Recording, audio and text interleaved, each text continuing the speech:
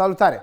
În acest episod voi pregăti un muș de vită cu sote de ciuperci flambat cu coniac și un sos de vin. Și vom aborda tehnicile de rumenire și sotare.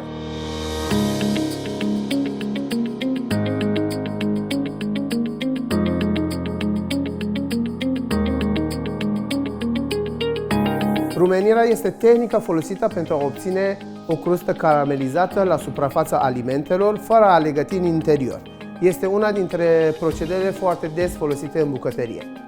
Rumenirea apare la temperaturi situate între 150 și 260 de grade.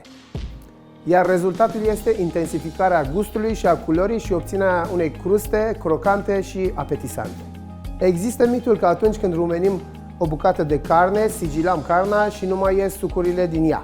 Tocmai sunetul care se aude atunci când prăjim sau rumenim o bucată de carne, sfâritul acela, este de fapt sunetul scos de sucurile alimentelor care părăsesc bucata de carne în contact cu lichid sau tigaia încinsă.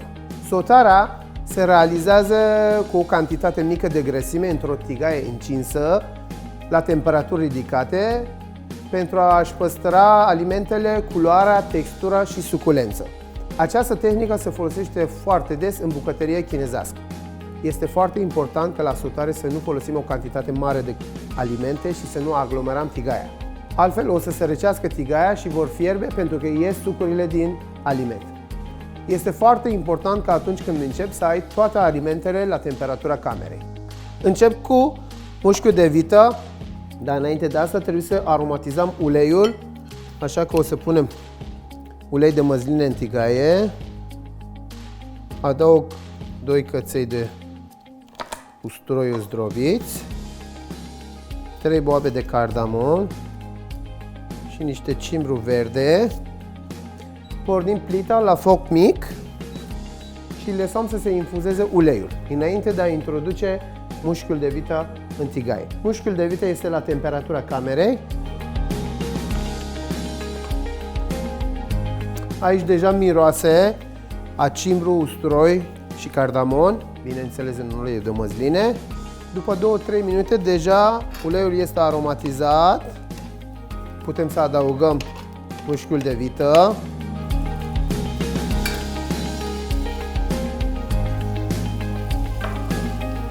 Mușchiul rumenim cam 2 minute pe fiecare parte și pe laterale.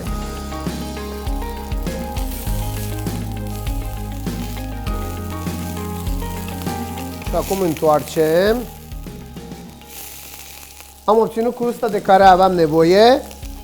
Repetăm și pe partea cealaltă. Acum rumenim și pe laterale.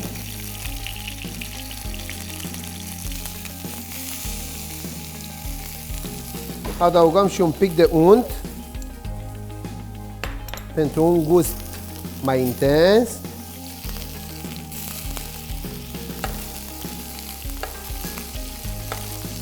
Dăm cu grăsimea peste bucată de carne ca să obținem o crustă frumoasă și pe lateral. Ce rămâne în tigaie o să folosim pentru a pregăti sosul de vin. Acum că am rumenit pe toate părțile, introducem în cuptorul preîncălzit la 180 de grade pentru 4-5 minute.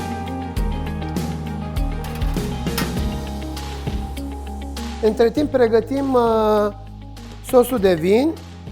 Îndepărtăm un pic din grăsimea asta care avem aici, oricum vom avea nevoie de grăsime și pentru sote. Mai adăugăm în tigaie niște cimbru, aromatizăm la foc mic și deglazăm cu vinul roșu. Presărăm cu zahăr brun pentru a regla aciditatea și, bineînțeles, cu sare și piper. Lăsăm să se reducă vinul și ne apucăm de soteul de ciuperci. În prima fază încingem tigaia, adăugăm și uleiul de măsline, tăiem ciupercile în patru. Avem tigaia încinsă cu ulei, adăugăm ciupercile, Condimentăm ciupercile cu sare și piper. Adăugăm și un pic de unt pentru un gust mai intens. Bineînțeles și un pic de usturoi mărunțit. Usturoiul adăugăm la sfârșit ca să nu se ardă. Acum este momentul să scoatem și mușchiul de vită din cuptor. Îl lăsăm la odihnit pentru 4 minute. Și în ultima fază vom flamba coniacul.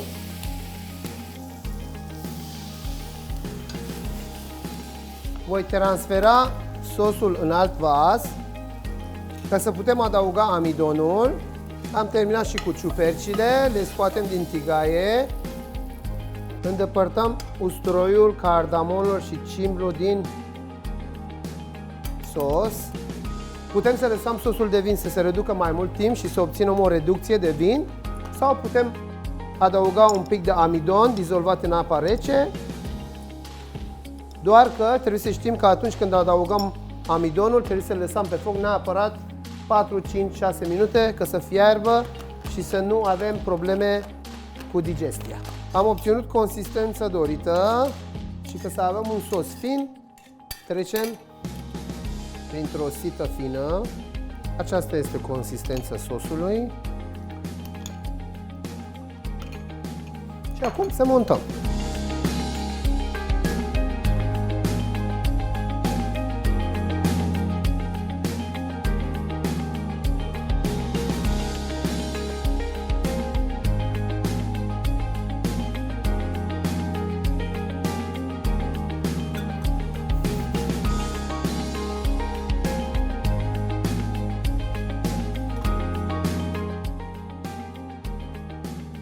Și adăugăm și niște fulgi de sare. Rețeta completă o găsiți în descriere și dacă v-a plăcut, nu uitați de share, like, subscribe și să activați clopoțelul.